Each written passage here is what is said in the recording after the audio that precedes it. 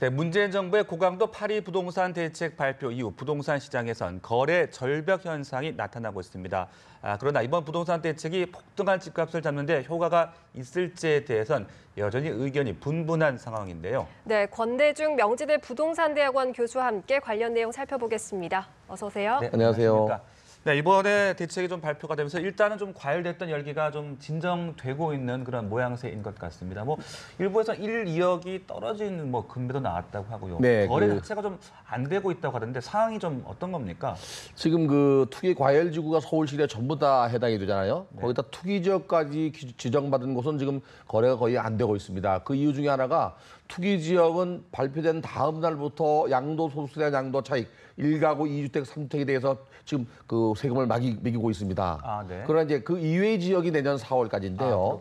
그렇군요. 강남의 반포, 구반포 같은 경우는 뭐 2억 정도를 금액을 낮춰서 거래가 되었다고 하는데 아마도 네네. 그건 뭐 실일 거래 가격보다는 호가에서 낮아진 것 같고요. 예. 지금 강남 지역은 거래를 하게 되면은 어떤 문제가 발생하냐면 재건축을 추진하면서 조합이 인가받은 이후에 구입하게 되면 현금 청산됩니다. 입주권이 안 나와요. 그러니까 거래를 안 하게 되는 거고 역시 거래를 못 하게 되죠. 네. 이 이외에도 지금 이 파리 대책이 발표된 이후에 지금 강남 지역이나 다른 지역도 동일합니다만은 어느 정도 강도가 높고 센지 아직 시청자분들께서 충분히 이해를 못 하고 있습니다. 네네. 그러니까 관망세로 돌아선 거 아닌가. 또 더욱이 이 대책이 성수기 아닌 비성수기에 나왔다는 게 좀 특이하죠. 그래서 현재 서울 비롯한 이 규제 지역은 거래가 거의 정지된 상태라고 보여집니다. 네네. 네, 그리고 문재인 정부 이번 이 대책에 대해서 예상보단 좀 셌다 이런 평가가 일반적으로 나오고 있거든요. 네, 이번 대책의 여파가 당분간 계속 될까요? 어떻게 보십니까? 사실은 전문가들 입장에서 볼 때에는 그 이번 대책이 강남 4구 정도가 투기 과열 지구를 지정하지 않겠나라고 생각했는데 네. 서울 전역이 투기 과열 지구가 됐고요. 네. 또 11군데가 투기 지역으로 지정을 됐습니다. 그러면서도 조정 대상 구역이 수도권에도 6군데가 있어요. 전방위적 대책을 내놓은 거고 또 하나 이게 노무현 정부 때는 단계적으로 규제했던 것이 이번에 한꺼번에 융탄 폭격하듯이 나왔습니다. 네. 이러한 대책이 부동산 시장에는 아마도 당분간 관망세로 돌아서게 하고 성수기가 도래하면 네. 이 시장에 영향을 주기 시작할 거라고 보여지고요. 네. 그래 되면은 금년도 하반기나 내년 봄까지는 매물이 나와서 가격이 하락할 수도 있고요. 그 이후에 이제 양도세가 전부 다 중과되는 지역이 넓어지게 되면은 네. 부동산 시장에 영향을 줘서 가격이 하락할 수 있지 않겠나 아하. 이렇게 전망해 볼 수 있습니다. 예, 말씀하신 대로 이번 대책이 이제 주로 재건축 단지 또 다주택 보유자 이렇게 타깃을 하고 있다라고 볼 수 있지 않겠습니까? 그렇죠. 먼저 그 재건축 단지를 좀 자세하게 짚어본다면요. 글쎄요, 강남 등의 재건축 가격을 좀 잡을 수 있을지 또 잡혀진다면 또 다른 지역까지 영향을 미칠 수 있을지 어떻게 전망을 좀 하십니까? 강남 지역의 집값이 상승하게 된 촉발 네. 원인이 2005년도 부동산 3법이라는 게 있습니다. 그중에 재건축 초과이익 환수제를 2015년부터 금년 말까지 연계해놨죠. 그래서 이제 시작이 됐고요.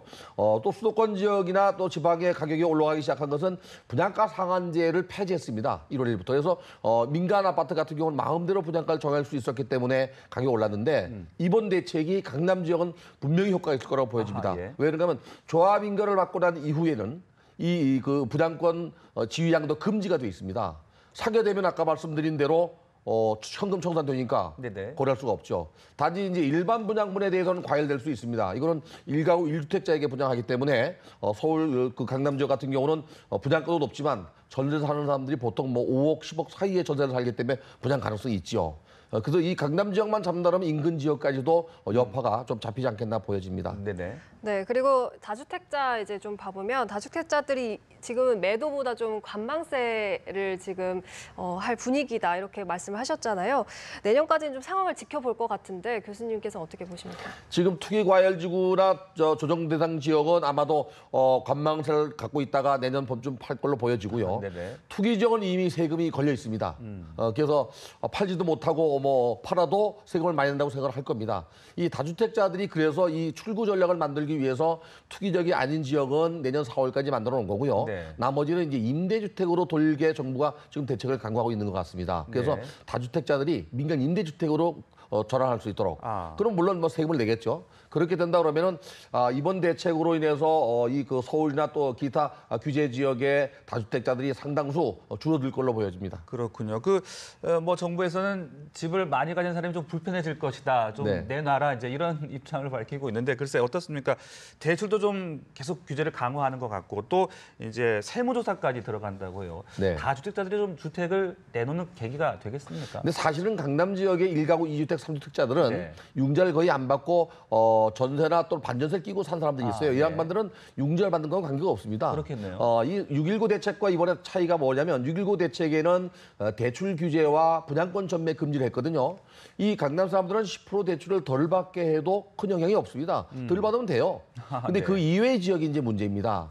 그래서 이번에 그 다주택자들이 그 융자를 받지 않은 사람들은 아마 버티기 작전으로 가지 않겠나. 네. 이번 정부는 규제하겠지만 장기적으로 보면 또 이게 풀지 않겠나. 이게 노무현 정부 때 학수교육까지요. 이렇게 갈 확률도 없잖아 있습니다. 몇 년 동안 계속 지켜보겠다. 그렇죠. 네. 네. 그럼 뭐 재산세만 조금 내면 되니까 나머지 규제가 없지 않습니까? 예. 네. 물론 이제 향후에 미국의 금리가 9월 또는 12월에 인상 예상이 있고요. 우리나라도 금리를 이제 인상의 압박을 받고 있는데 대출을 많이 받아서 가계 부담이 간다면 그분들은 1가구 2주택, 3주택자, 소위 다중채무자들은 팔 확률이 있어요. 그러나 네. 강남 지역이나 또는 뭐 이 채무가 별로 없는 사람들은 버티기로 갈 수도 있겠죠. 네, 그렇군요. 그리고 이번 여파로 규제를 빗겨난 지역에서 풍선 효과가 일지 않을까 이런 우려가 나오고 있거든요. 실제로 부산이나 대전 이런 비규제 지역에서는 청약 열기가 굉장히 뜨거워지고 있는데 어떻게 보십니까? 지금 이미 뭐 저 인천이나 또는 그 경기도에서도 평촌 같은 경우는 그건 안양이죠. 네. 안양 네. 규제 피해갔습니다. 거기나 또는 대전 같은 경우는 이미 청약 열기가 과열돼 있는데요. 특히 이 수도권 지역에는 저희 제자들이 중개하는 애들이 있어요. 네. 근데 이 전화가 와요. 옛날에 문의 전화가 한 서너 통 왔다면 그 두세 배 늘었다고 합니다. 이렇게 만약에 풍선 효과로 인근 지역까지 가격이 오르게 되면 정부는 그 지역까지도 규제할 거로 보여집니다. 네네. 근데 이 풍선 효과가 아마 길지는 않을 것 같습니다. 네. 그리고 아까 잠깐 왜 다주택자들이 이제 월세나 전세 많이 놓는다고 하셨는데 또 좀 걱정되는 부분이 이렇게 다주택자를 좀 이렇게 괴롭히다 보면은 이게 전세금이나 월세가 더 올라가지 않을까 이런 걱정하는 분들도 많이 그렇죠. 계시더라고요. 세입자가 그 전세업자가 집을 사야 되는데 네네. 안 팔고 또 안 사게 되면은 이 수요가 늘어서 이제 올라가게 되는데 특히 서울이 걱정입니다. 금년도 하반기까지 그 서울시가 이전하는 물량, 재건축 재개발 때문에 이전하는 물량이 약 한 4만 가구 정도로 부동산 1사가 발표했는데요. 금년 하반기에 입주할 물량이 26,500가구 정도밖에 안 된다고 합니다. 네네. 그런데 이제 국토부에서는 뭐 주변 지역까지 문제가 없다고 하는데 이렇게 공급은 적은데 수요가 많으면 가격이 오를 겁니다. 금년 성수기에 부동산 가격, 특히 전월세 가격이 올라간다 그러면 역시 이번 문재인 대통령이 후보실에 공약했던 전월세 상한제나 계약갱의 청권제를 다시 시행을 할 확률도 높아집니다. 네, 더욱 규제가 강화가 되겠군요. 그리고 사실 이번 대책이 부동산 투기를 잡겠다는 목적으로 시행이 된 건데 30, 40대 서민, 중산층이 피해 대상이 된다 이런 얘기가 나오고 있어요. 그래서 당장의 자금 조달 차질이 빚어지고 있는데 실수요자들에게 어떤 조언이 필요할까요? 참 잘 지적하셨는데요. 이번 대책 중에서 아주 서민이면서 무주택자인 경우 또는 소득이 낮은 계층은 혜택이 있습니다. 일단은 그 투기적이나 투기 과열주구로서 대출이 있는 경우에는 이 담보 비율에 대한 대출 비율, 우리가 LTV라고 합니다. 네. 소득 대비 대출 비율, DTI 이 비율이 이미 기대출이 있는 경우는 30%로 낮아집니다. 대출이 없는 경우는 40%고요.